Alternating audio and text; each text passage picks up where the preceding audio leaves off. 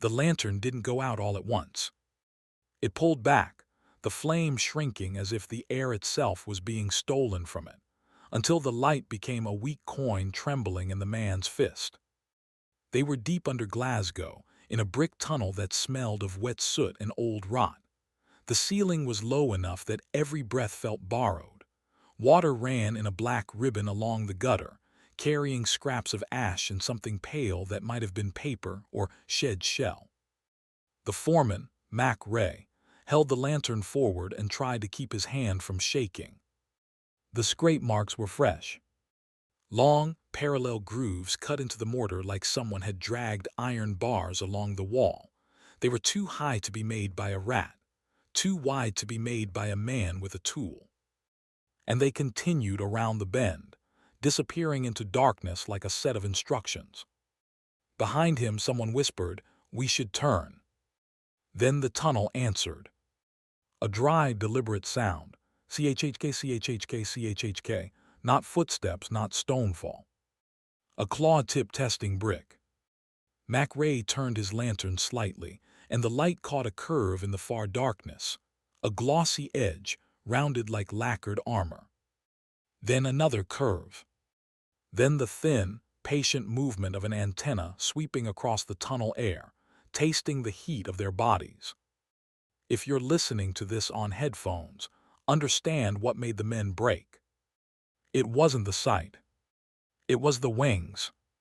A faint paper rustle that grew louder, not flapping, not taking flight, just flexing, as if something enormous was unfolding itself in a space too small for it. Mac Ray backed up one step. His boot hit something soft. He looked down and saw a workman's cap floating in the gutter water, spinning slowly like a dead leaf. There hadn't been a cap there when they came in, which meant something had brought it, or someone had dropped it.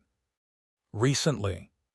The lantern flame shrank again, and in that shrinking light, the glossy curve ahead moved forward. Not quickly, confidently, as if it already knew the tunnel belonged to it. Now listen carefully.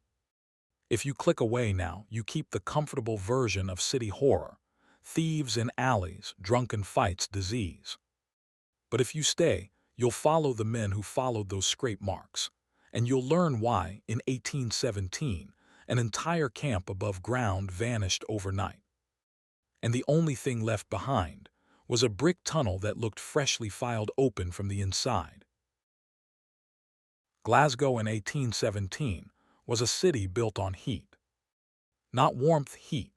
The kind that rises from furnaces, breweries, distilleries, and bodies packed too tight in closes where the sun rarely reached. It was soot and river mist and tenement breath. The streets above ground were loud with carts and ironwork and shouting men. And below it all, beneath flagstones and cellars and warehouse floors, ran the Undercity. Old drains, storm culverts, forgotten service tunnels, makeshift channels cut to carry away waste from streets that never truly dried.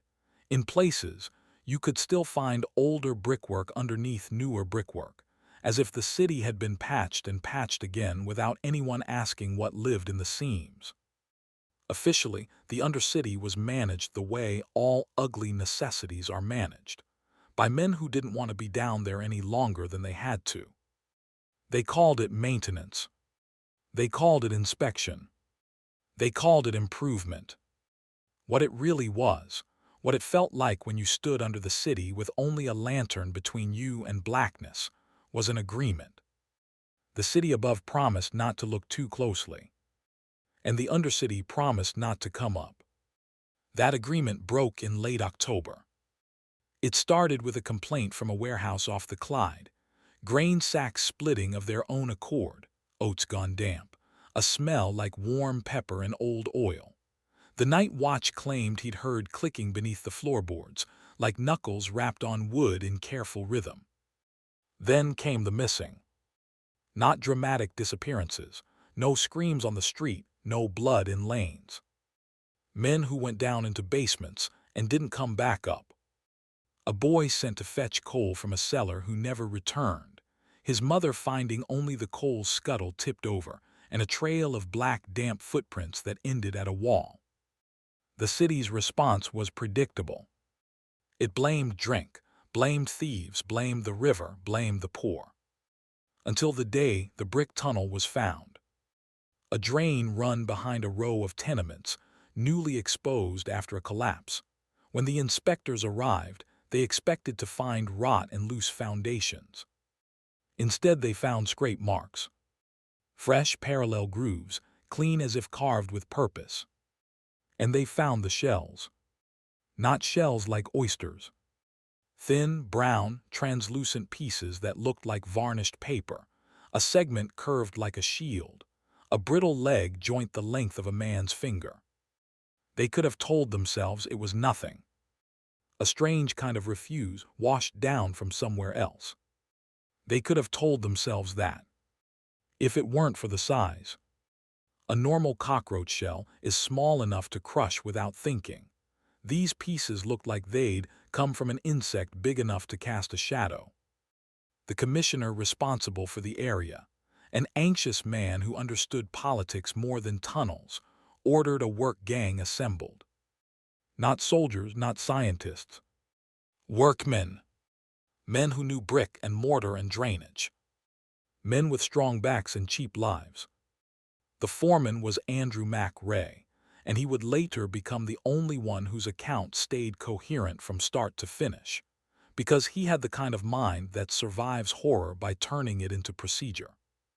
Mac Ray's gang was small, 4 men besides him, a lamp boy, 2 masons, a hauler with rope and a cart above ground. They went down just after dawn. And that first descent is important, because it's where the story starts tightening like a noose, quietly, 1 inch at a time. The entry was through a broken cellar wall, behind a tenement stairwell. The brickwork had fallen inward like rotten teeth, revealing a low tunnel beyond. The air that came out smelled of damp lime and sewage and something else, something oily, like a kitchen pan that had never been washed. Mac Ray stood at the opening, lantern raised. He didn't want the men to see him hesitate, because hesitation spreads faster than disease in a confined space. "Stay close," he said. "No shouting, no running." One of the masons, Hugh, snorted. "Aye, and if we see the devil." Mac Ray didn't smile. "If you see anything," he said, "you tell me first." They climbed down. The tunnel swallowed sound immediately. Even their boots felt muted on wet brick, as if the Undercity was padded with rot. After 20 yards, the scrape marks began. They weren't random gouges. They ran in pairs and threes, consistent spacing, consistent depth. They curved around corners and continued like tracks, like a tool path. Hugh ran a finger across one groove and pulled it back fast, disgusted. "Still damp," he said. Mac Ray leaned closer and saw what Hugh meant. The brick dust along the scrape marks wasn't dry. It clung in tiny clumps as if mixed with moisture. In places it looked smeared. Mac Ray smelled it without meaning to.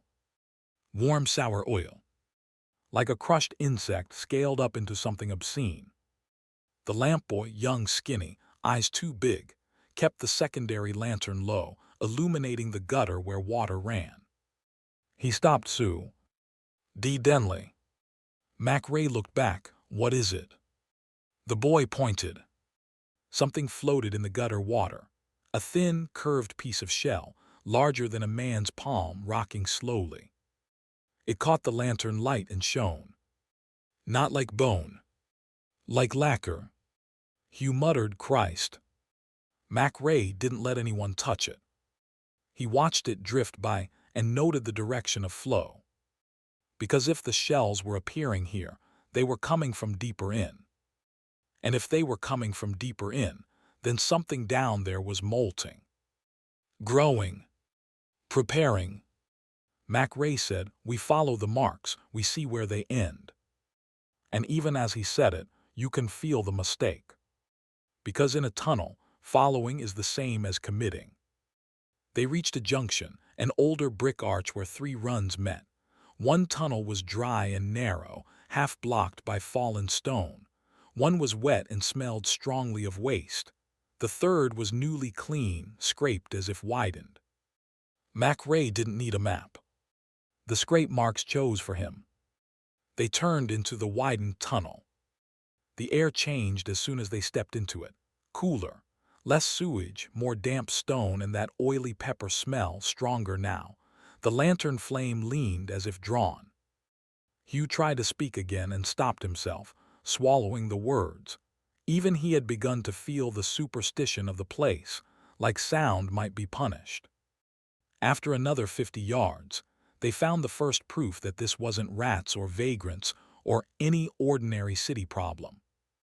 A length of rope lay in a heap against the wall. Thick hemp, new enough that it should have been on a cart above ground.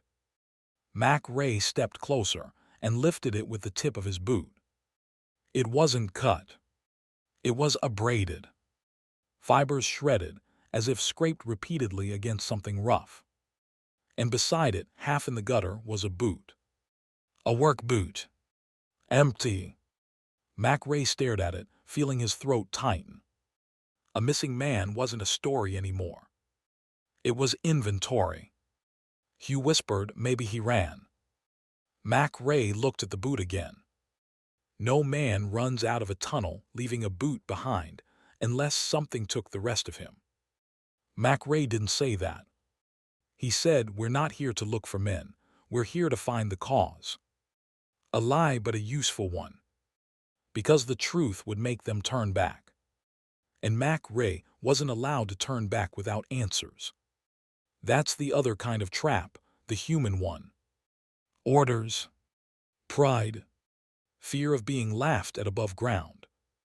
It pushes you deeper than your instincts would ever allow.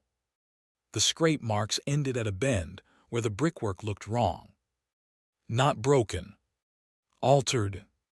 The tunnel wall had been smoothed in places, mortar scraped away, bricks exposed like ribs. And in the center of that wall, at shoulder height, was a narrow opening that hadn't been there before. A breach. Not wide enough for a man to walk through comfortably, but wide enough for something else. Mac Ray lifted the lantern. The light spilled into the opening and revealed a space beyond that wasn't brick tunnel at all.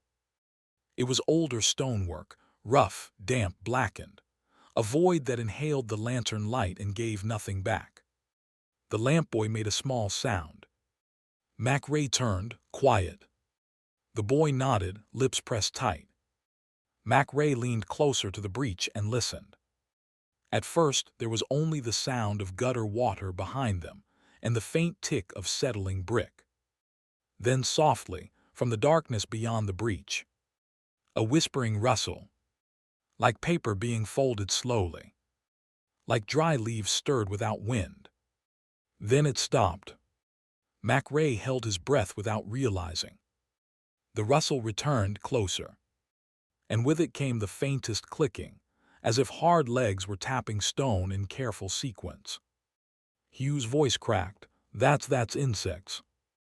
Mac Ray didn't answer, because insects didn't make sounds like that in a tunnel unless there were many of them, or one of them was large enough to press air as it moved. Mac Ray stepped back from the breach. "We mark this," he said, trying to keep command in his voice. "We go up, we bring more lantern oil, we bring lime, we block." He didn't finish, because the lamp boy's secondary lantern went dim suddenly, flame shrinking. Not from lack of oil, from lack of air. The boy panicked and lifted it higher, as if raising it would help it breathe. Mac Ray felt the hair rise on his arms. The air in the tunnel had thickened. Not visibly, but in the way your lungs notice first, each inhale requiring effort, each exhale tasting of damp brick. And then from the breach, something pushed out. Not a head, not a leg, an antenna, long-jointed, sweeping. It moved with blind confidence, tasting the air like a hand searching in darkness. It brushed the edge of Mac Ray's lantern light and recoiled slightly, then returned again, slower. Mac Ray's men backed up without being told. Hugh whispered, "It's looking." Mac Ray's mind went cold and procedural. "Back," he said, "slow." They stepped away. The antenna extended further, reaching into the tunnel like it was claiming it. Then another antenna appeared. Twin probes. Testing. Measuring. Mac Ray felt the urge to run claw at his legs. He didn't. He forced slow steps, because running in a tunnel turns you into a signal. And something down there was already reading signals. The antennae paused, angled, as if listening through the air. Then the paper rustle began again, louder now. A deeper sound layered beneath it, like a heavy body shifting in confined space. Mac Ray's lantern flame leaned toward the breach again, drawn. And in that instant the breach widened. Not by brick falling. By force. A scraping pressure pushed from the other side. Mortar crumbled. A brick shifted outward with a soft pop. Fresh scrape marks appeared as if written into the wall. The Undercity was being reshaped while they watched. Mac Ray turned his head slightly, speaking low, almost as if speaking to you. "If we go up empty-handed," he whispered, "they'll send more men." He swallowed. "And next time, it won't be us choosing how deep to go." He didn't wait for agreement. He backed the gang away from the breach, keeping the lantern between them and the opening like a shield.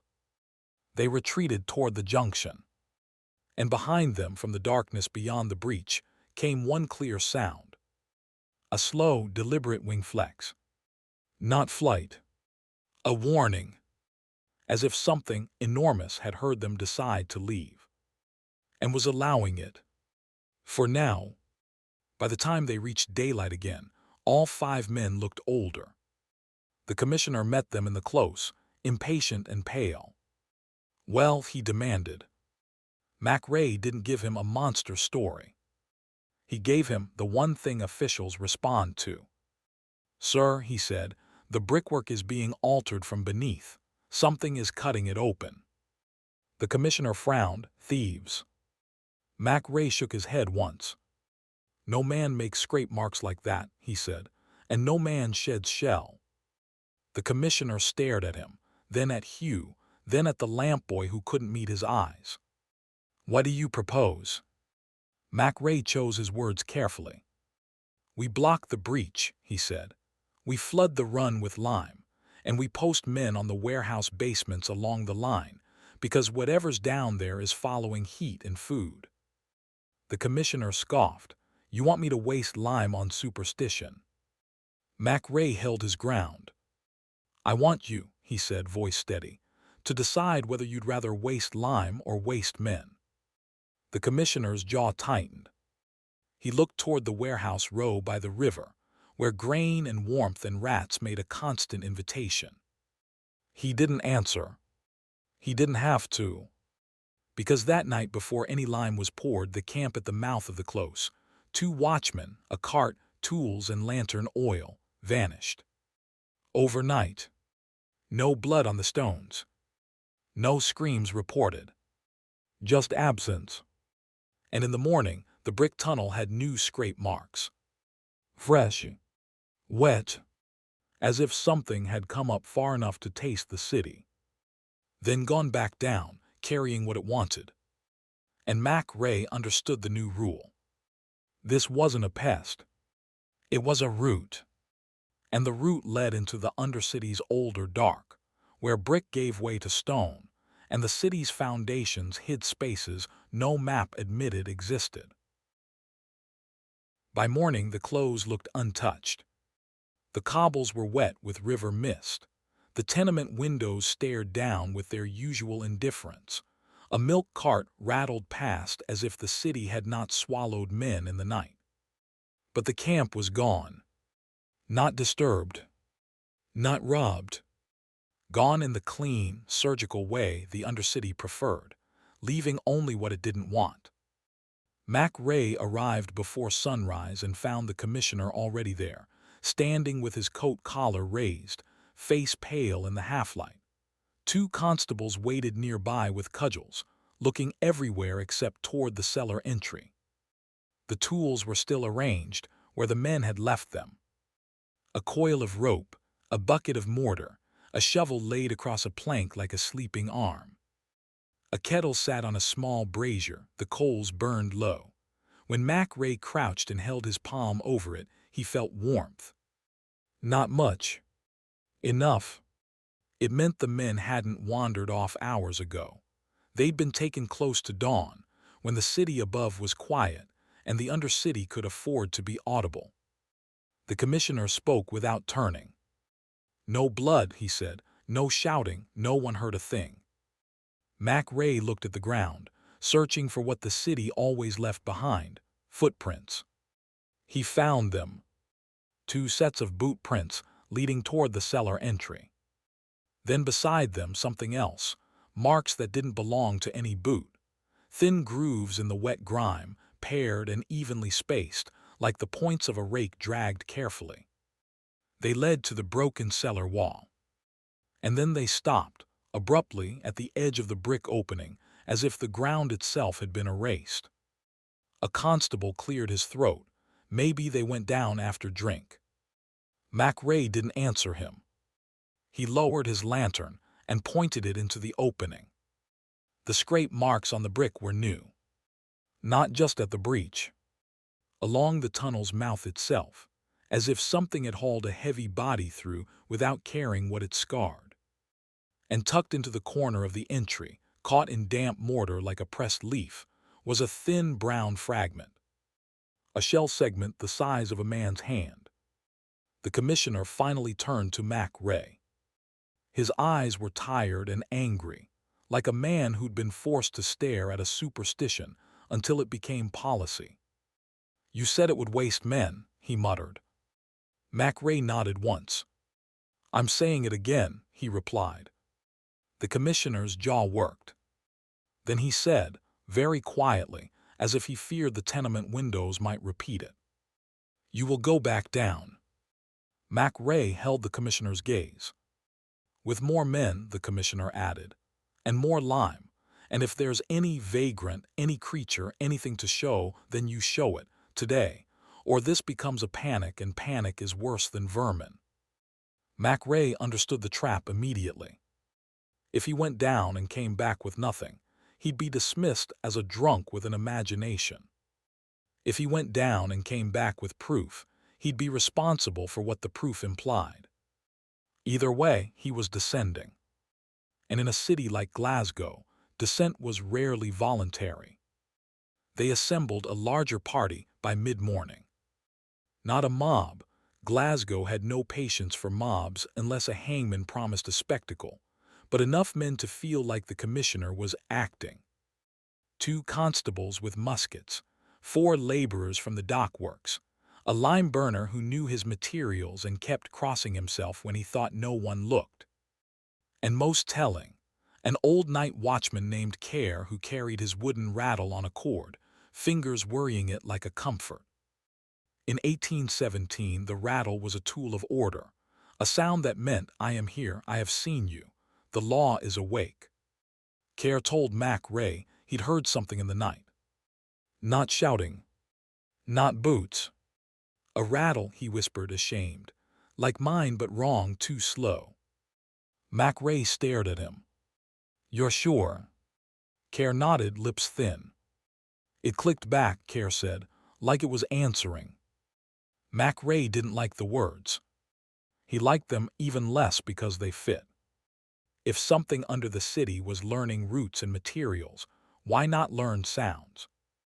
Why not learn the one noise that made men come running? Mac Ray addressed the party before they descended.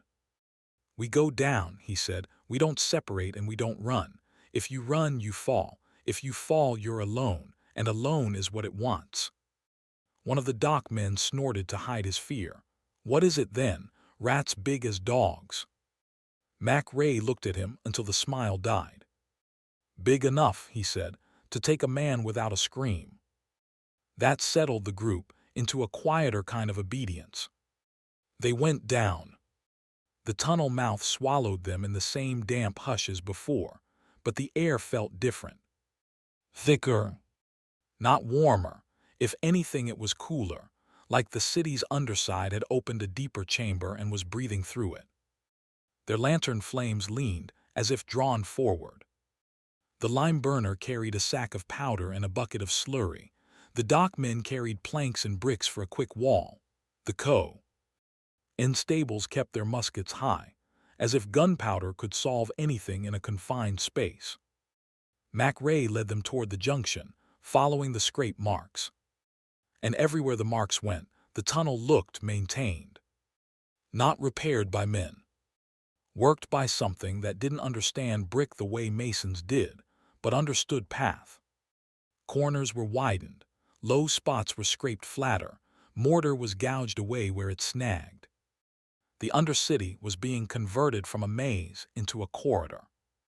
The commissioner's men saw it too.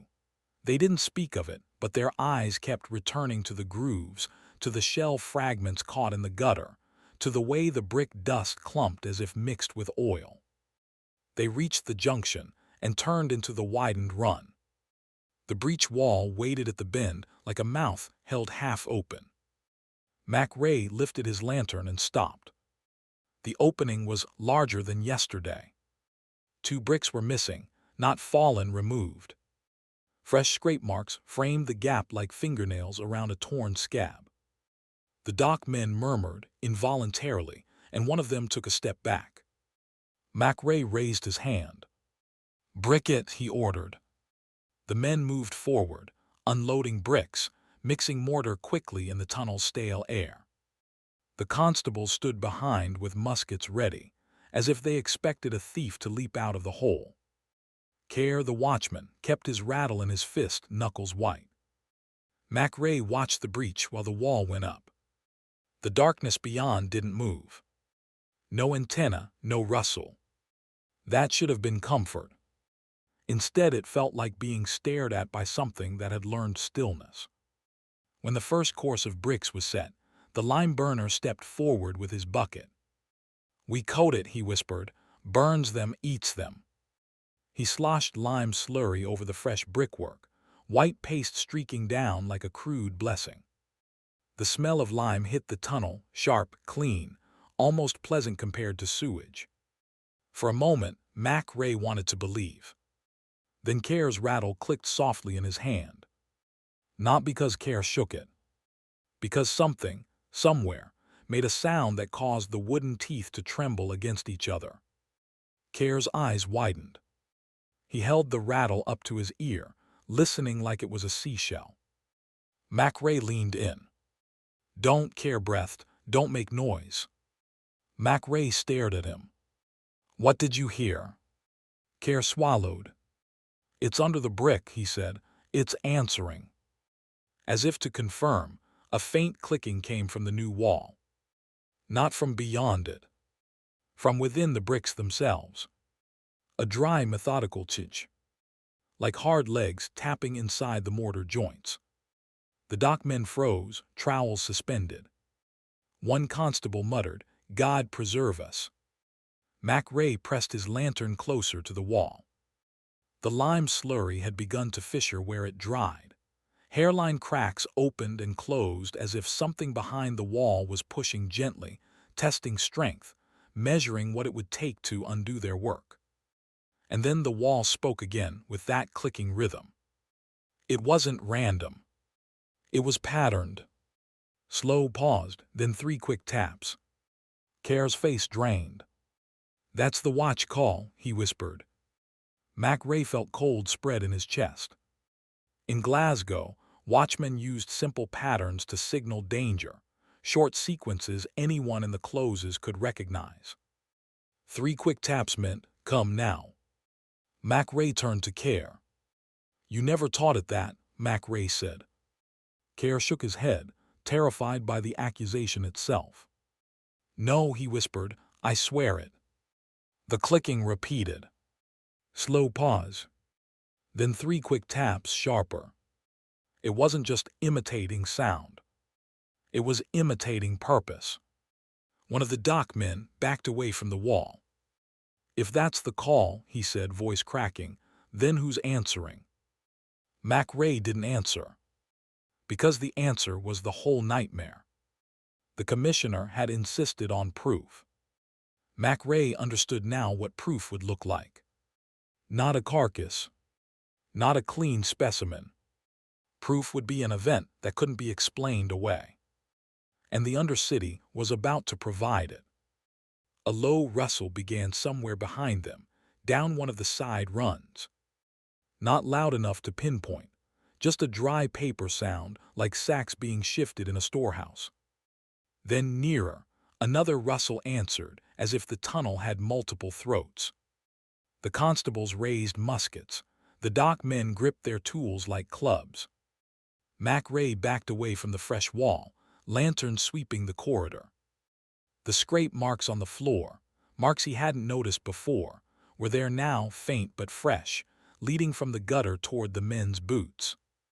Like a thing had dragged itself close while they were focused on the breach. Care whispered, "It's behind us." Mac Ray's instinct screamed to run. He didn't. He forced the party to turn slowly, lantern light moving as a unit. The beam cut through the tunnel gloom and landed on something that didn't belong to brick or water. A glossy curve low to the ground. At first it could have been a barrel. Then the lantern light caught texture, segmented plating, ridges like overlapping shields. An antenna unfolded from the darkness and swept forward, slow and searching. Then another antenna. Then the body shifted. And the tunnel filled, visually, psychologically, with scale. The creature was not merely large. It was wrong in a way that broke the mind's ability to file it under pest. Its head was broad, armored, low like a wedge. Its eyes were dark, bead-like depressions that didn't reflect light the way mammals did. And beneath its plated back, folded tight against its body, were wings. Not flapping. Not flying. Flexing gently, making that paper rustle that had haunted the city's basements. One dockman made a choking sound and stumbled back. His boot landed in the gutter and splashed. The sound was small, but it traveled. The creature's antennae snapped toward it instantly. Mac Ray realized with a sick clarity it was not hunting by sight, not in tunnels. It was hunting by signal. Vibration, sound, air movement, heat. The constable fired. The musket blast was deafening in the confined run. Smoke bloomed, choking the already thin air. The shot hit plating and sparked dust. The creature didn't scream. It surged forward, and the speed was what made men lose themselves. It moved like something that should not be able to move that fast in such a space. Legs gripping brick, body sliding low, antennae sweeping. Care shook his rattle without thinking. The clatter echoed off wet brick.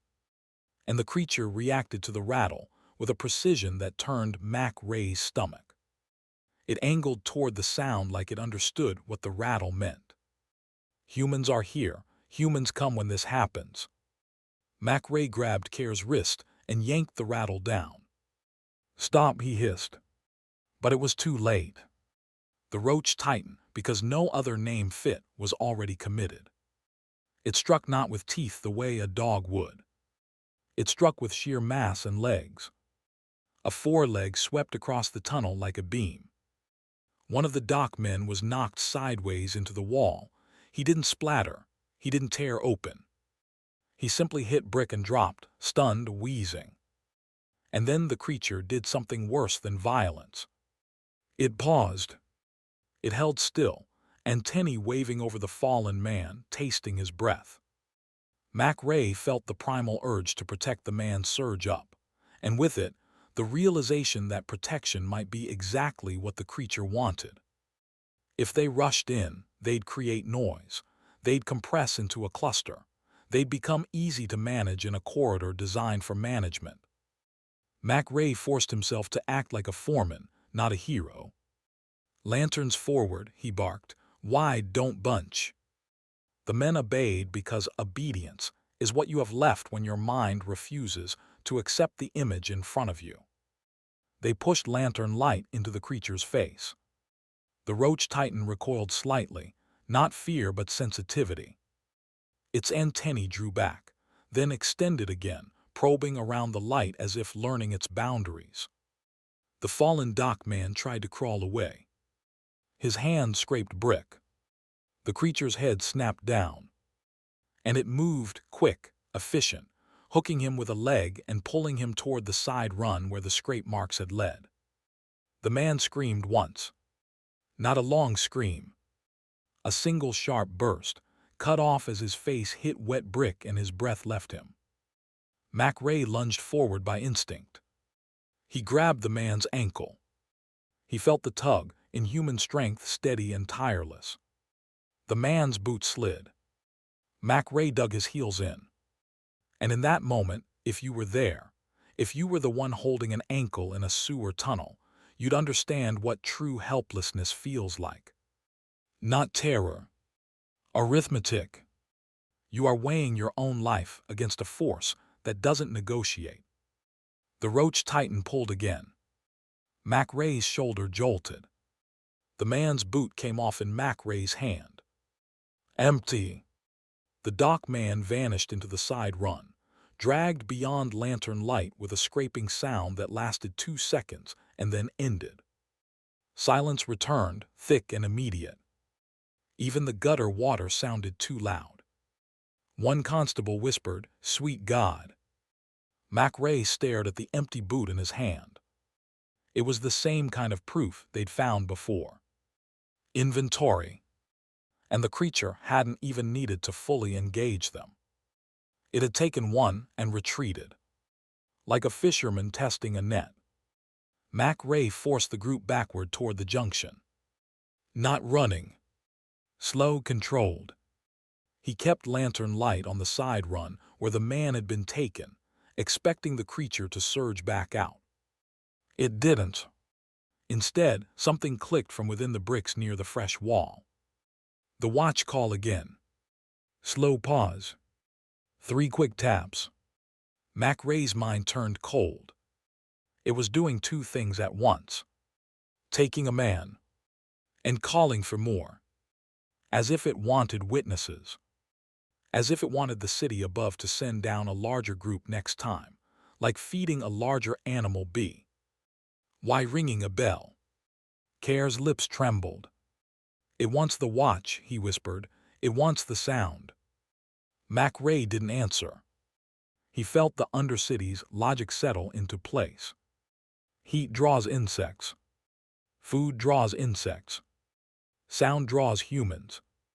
And humans, warm, soft, predictable, had become part of the Undercity's food chain. When they reached the junction, MacRae looked back down the widened run. The lantern beam couldn't reach far, but in the near darkness he saw movement. Not one antenna. Many. Thin arcs sweeping in and out, tasting the air. The roach titan was not alone in the sense that mattered. Even if there was only one full titan, there were smaller ones, or there would be soon. Molting meant growth. Growth meant stages. Stages meant quantity. MacRae thought of the shell fragments. Of grain sacks splitting. Of basements going warm. Of the camp vanishing without blood. The commissioner wanted to avoid panic. MacRae understood now that panic was the appropriate response. They climbed out into daylight. The commissioner was waiting above with his hands behind his back, posture stiff. He read their faces before anyone spoke. "You saw it," he said. MacRae held up the empty boot. Then, because objects weren't enough, he said it plainly. "It's a cockroach," MacRae said, "a giant one." The commissioner's face twisted in disbelief, then in something uglier, the realization that disbelief didn't matter. Care stepped forward, voice shaking. "It's clicking like my rattle," he blurted. "It called back, it called us." The commissioner stared at him, then at MacRae. How many? Mac Ray shook his head once. Enough, he said, and more coming. The commissioner's eyes flicked to the tenement windows again, to the street, to ordinary life. Then he said, we seal the entry, we bring more men, we pour lime until the tunnel is white. Mac Ray's voice went hard. You can seal this mouth, he said, but it's already under the city, it will find another. The commissioner's jaw tightened. Then you find where it comes from, he said. You find the source and you end it, quietly. Mac Ray felt the weight of the next descent settle onto his shoulders. Because source in a place like Glasgow didn't mean a single hole.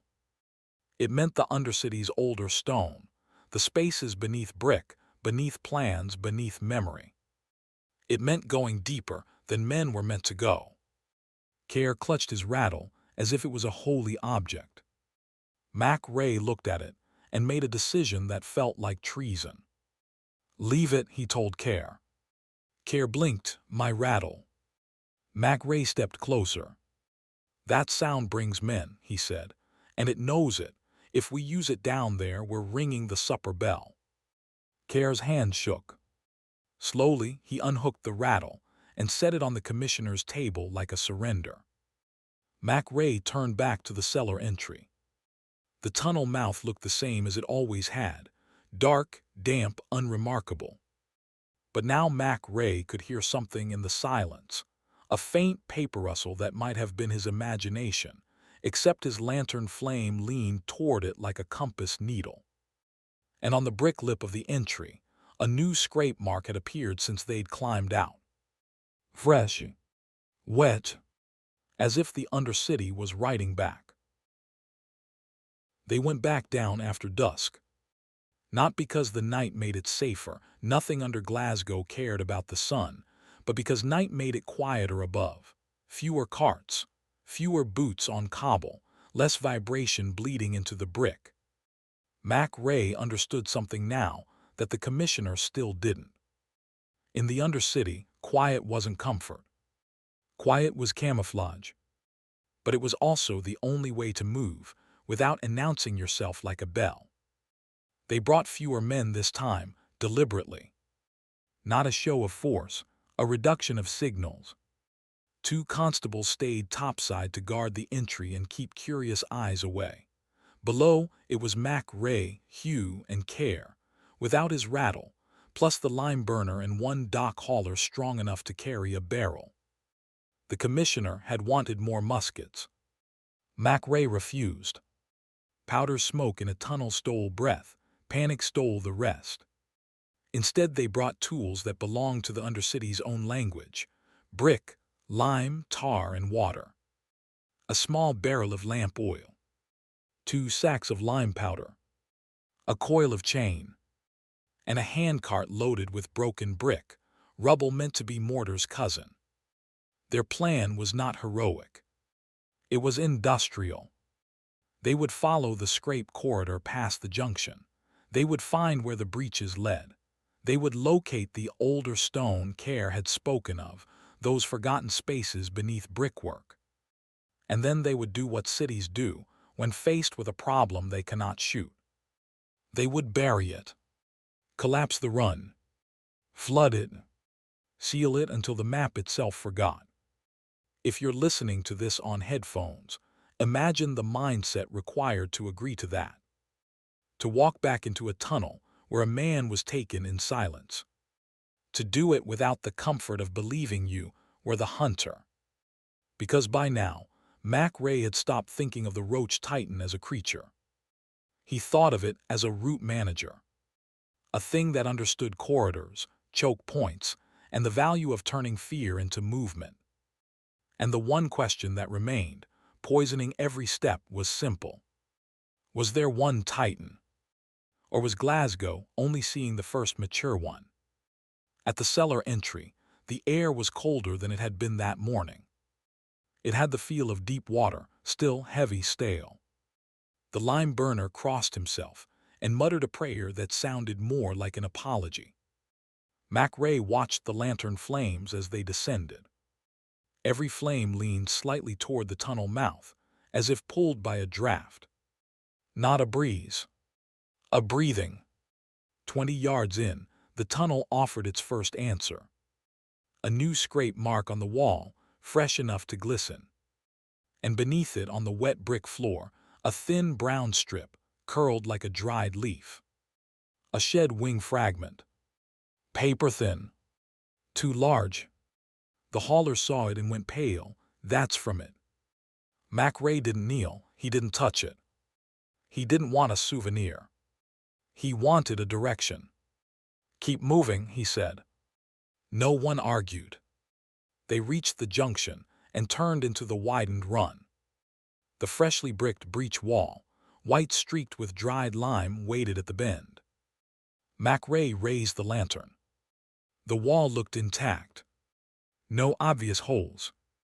No missing bricks. For a moment, it tempted the mind into hope. Then care pointed with a shaking finger. The lime slurry was cracked, not hairline fissures like before. Wide splits. And between the splits, tiny brown crumbs littered the floor like pepper. Brick dust mixed with oily residue. Mac Ray stepped closer and felt his throat tighten. The wall had been pushed from the inside, then allowed to settle again. Not because it had failed. Because something had tested it and decided it didn't need this exit tonight. Meaning the Roach Titan wasn't trapped behind it. It had other ways out. Mac Ray turned away from the wall and swept the lantern down the run. That's when he saw what they'd missed earlier. A second set of scrape marks, lower to the floor, leading into a side culvert half hidden by collapsed brick. Not the clean, widened corridor they'd been focused on. A rougher, older passage, stone-lined, damp, black with soot. A place the city had stopped maintaining long ago. Hugh stared at it and whispered, "That's older than any of this." Mac Ray nodded. "That's where it goes," he said. The lime burner's voice shook. "Sir, that's not mapped." Mac Ray didn't look at him. "That's the point," he replied. He gestured, and the men shifted their tools, angling toward the older passage. They went in single file. The walls changed immediately. Brick gave way to uneven stone, mortar replaced by dark, mineral seams that looked like scars. The ceiling lowered. The air cooled further. And the smell deepened into something that didn't belong to drains at all. Warm oil, dry pepper, and a faint sweetness like spoiled grain. Care swallowed. "That's kitchens, that's stores." Mac Ray didn't correct him. He understood what Care meant. The smell wasn't coming from the tunnel. It was coming from the idea of food stored too long. As if the Undercity had become a pantry.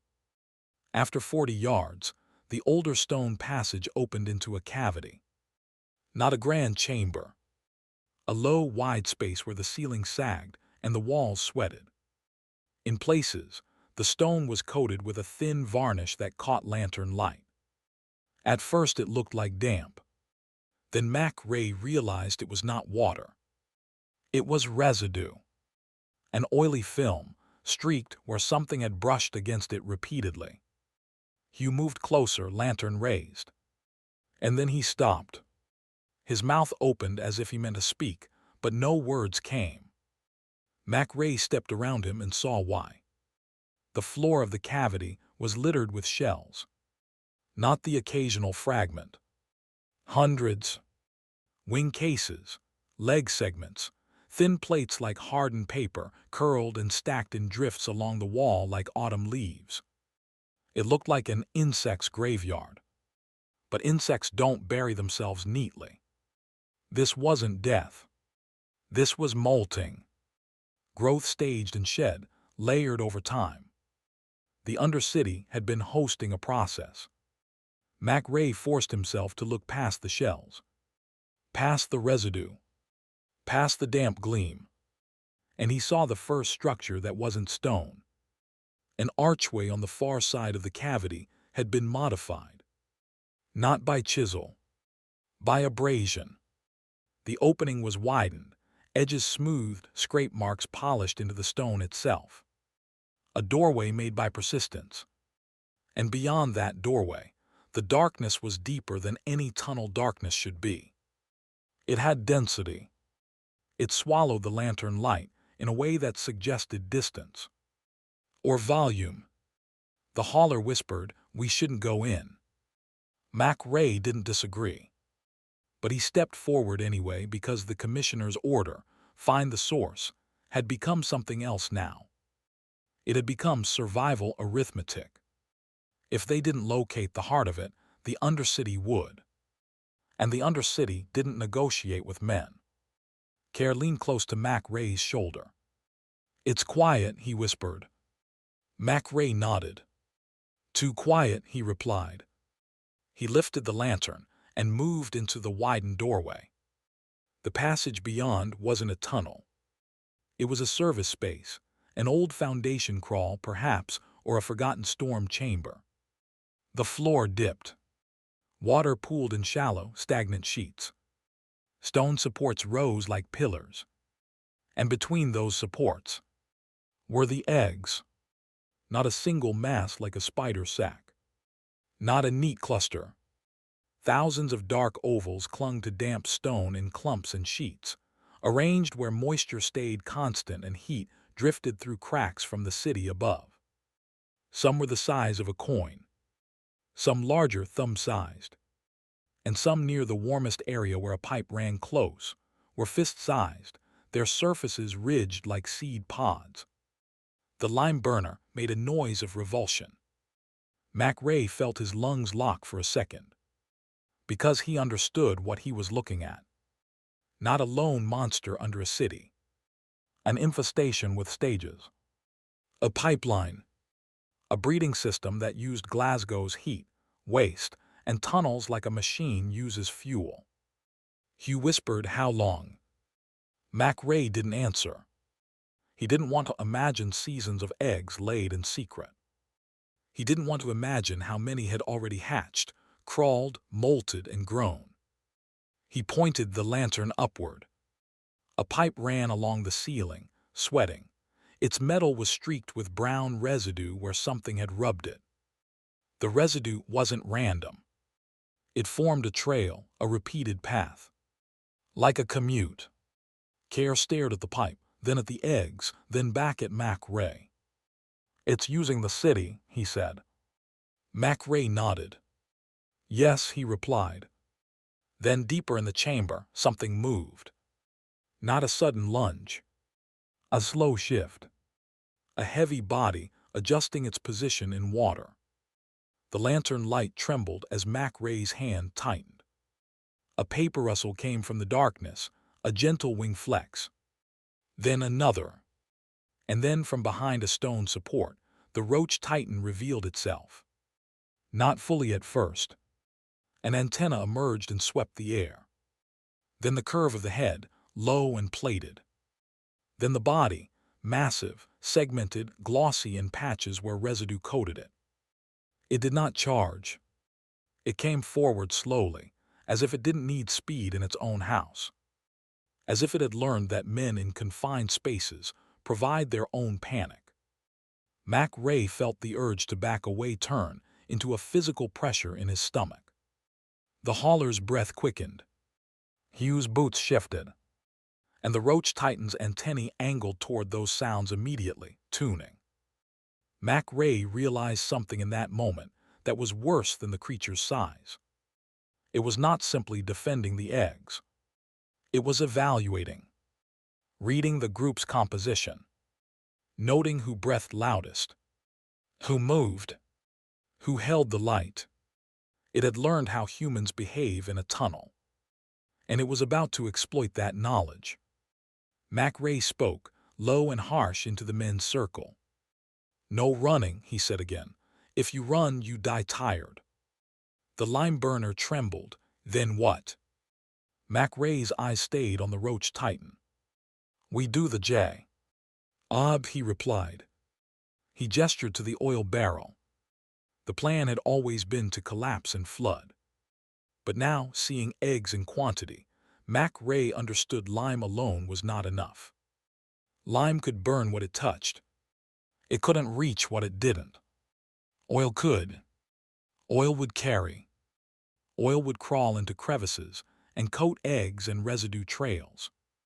It would turn the chamber into a single connected threat. A trap made of fuel. If you're listening, imagine holding that decision in your head. To burn something under a city where fire is never just fire. It's smoke up through basements. It's panic above ground. It's questions officials cannot answer. But Mac Ray also understood the alternative.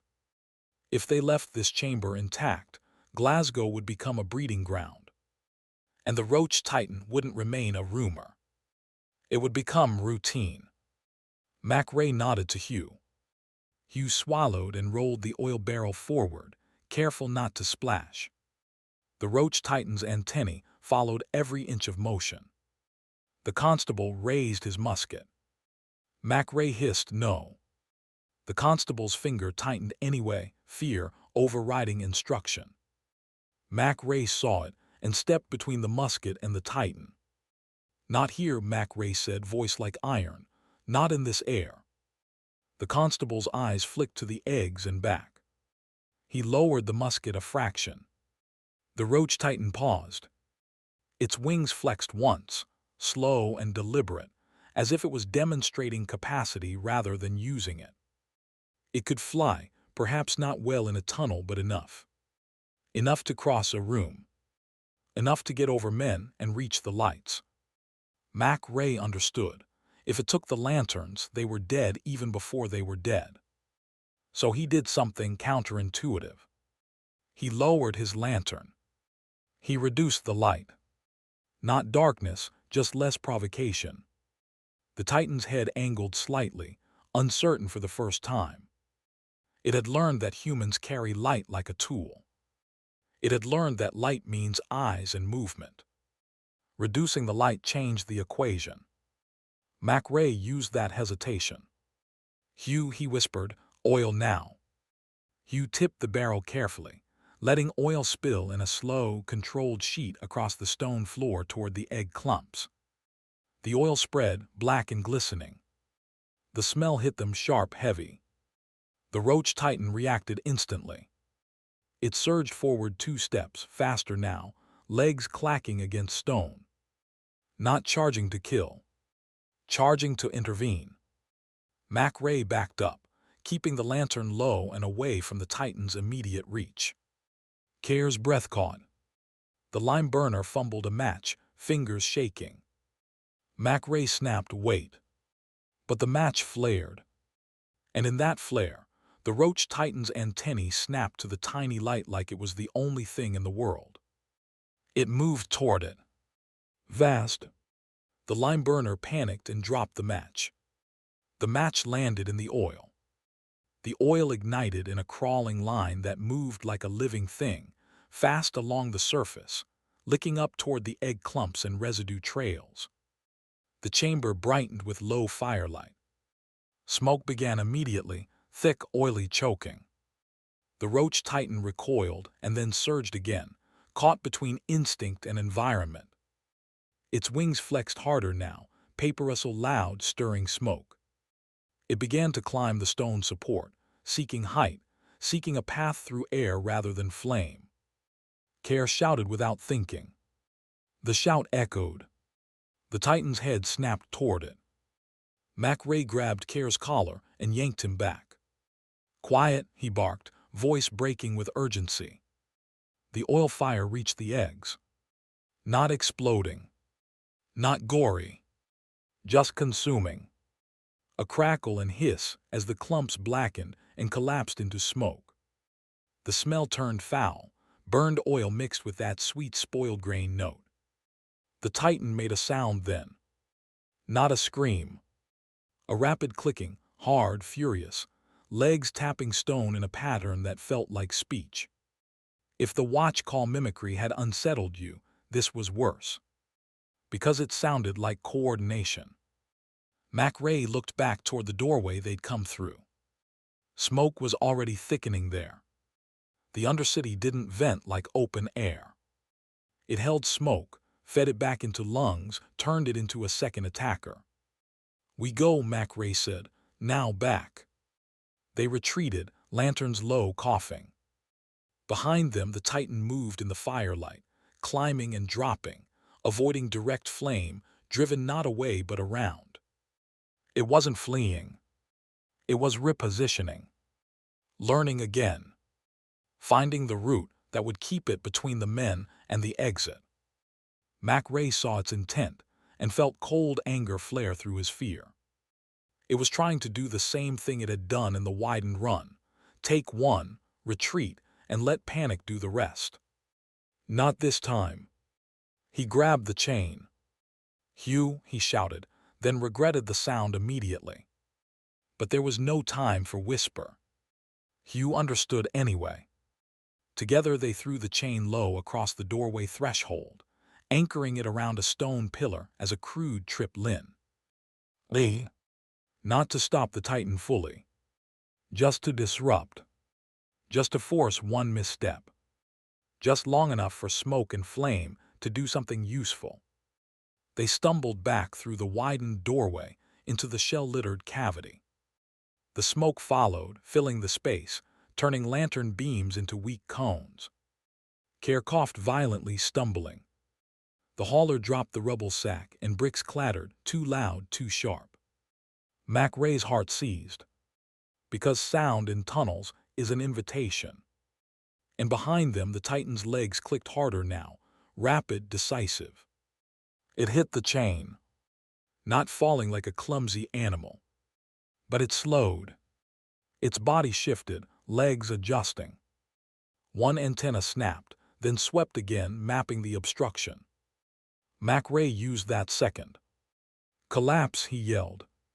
Hugh and the hauler shoved rubble and bricks into the widened doorway, building a crude plug. Not a wall. A choke. Something that would narrow the passage and make the Titan commit its body to pushing through. The lime burner poured lime powder into the rubble, as if seasoning a wound. The powder puffed into the air, stinging eyes and throat. The Titan's antennae recoiled from it briefly. MacRae felt a savage satisfaction. It could learn sounds. It could learn corridors. But lime was a new language, and it didn't like it. The Titan pushed anyway. Brick shifted. The plug groaned. Smoke rolled. Lantern flames shrank. And for one awful moment, it looked like the Titan would simply force through by strength. MacRae grabbed the remaining oil and flung it low into the rubble choke. Oil splashed. Fire from behind, still crawling in the chamber, found the oil line and surged forward, catching the choke. Flame licked over bricks. Smoke thickened. The Titan recoiled, legs tapping, clicking rapid. Not defeated. Hesitating. MacRae didn't wait to see what it chose. He grabbed Care and pulled. Up, he rasped, up. They ran then, ran despite every rule, because smoke had become the immediate killer and because the Undercity was no longer a maze. It was a chimney. By the time they reached the cellar entry, they were half blind with coughing. The constables above ground dragged them out into cold air. MacRae fell to his knees on the cobbles and retched, spitting black phlegm and lime grit. The commissioner stood back, face twisted, watching smoke seep out of the cellar mouth like a confession. "You lit it," the commissioner said. Not a question. MacRae lifted his head. "Eggs," he wheezed, "thousands." The commissioner's eyes hardened, not with empathy but with calculation. "How far did it spread?" MacRae shook his head. "I don't know," he said, "but it's been there long enough to molt." Care, still coughing, grabbed MacRae's sleeve. "It clicked," Care whispered hoarsely. "Down there it was calling." MacRae nodded slowly. The commissioner looked between them. He didn't want the word Titan in the air. He didn't want cockroach attached to Glasgow in any public way. He wanted containment of the creature and of the story. He turned to the constables. "Seal it," he snapped. "Brick and lime, tonight. And you," he pointed at Mac Ray, "you speak of this to no one but me." Mac Ray laughed once, a dry, broken sound. "You can seal a mouth," he rasped, "but not the belly." The commissioner's jaw clenched. "You will do as you're told," he said. Mac Ray stared at the cellar entry. Smoke still leaked. And mixed within the smoke for a heartbeat, he thought he heard it. A faint paper rustle. Not wings flapping out. Just flexing. As if something below was adjusting to the new conditions, mapping alternate routes, choosing different vents, learning how far fire traveled and where men would seal. Mac Ray stood shaky. He looked at the clothes, at the tenement stairwell, at the ordinary life already resuming as if the city had not just tried to burn its own underbelly. And he felt the final trap snap shut. If the Titan survived, and Mac Ray did not allow himself to believe fire guaranteed anything, then it had learned something else tonight. Humans would come down to fight it. Humans would bring oil. Humans would bring lime. Humans would bring noise. Humans would, in other words, continue to provide heat and pattern. And pattern is what pests and predators turn into certainty. In the weeks that followed, the commissioner's office recorded fewer complaints. Basements were sealed quietly along certain stretches of the Clyde. A watchman was reassigned and told to leave his rattle at home. A lime shipment was redirected without explanation. On paper, it looked like ordinary civic maintenance. In reality, it was avoidance dressed as order. Mac Ray returned to his trade above ground, but he never stopped listening. Because once you have heard wings flex in a tunnel, you can't unhear it. You hear it in the rustle of paper, in the shifting of coal sacks, in the settling of brick in the night. He began to notice how any places in Glasgow were warm and dark and full of stored food. How many buildings had cellars that connected subtly through old drains no one remembered. He started refusing work that required basement entry. Men called him soft. Then they called him coward. He let them. Cowardice is a small price compared to being the first to step back into a corridor the Undercity has already claimed. And there was one final detail Mac Ray never told anyone publicly, not because it was unbelievable, but because it was too believable. A month after the fire, he walked past a watchman on a quiet street and heard a sound in the dark between two buildings. Slow pause. 3 quick taps. Not loud. Not dramatic. But patterned. A watch call. Answered by silence. Mac Ray stopped, breath held, and stared into the gap. He saw nothing. But he smelled it, warm oil and pepper and something sweet, like grain left too long. He kept walking. Because in a city, survival isn't always about confronting what hunts you. Sometimes it's about recognizing the root and never stepping onto it again. So if you're listening now, and you've stayed to the end, take this with you. Under a city, there are corridors no one maps.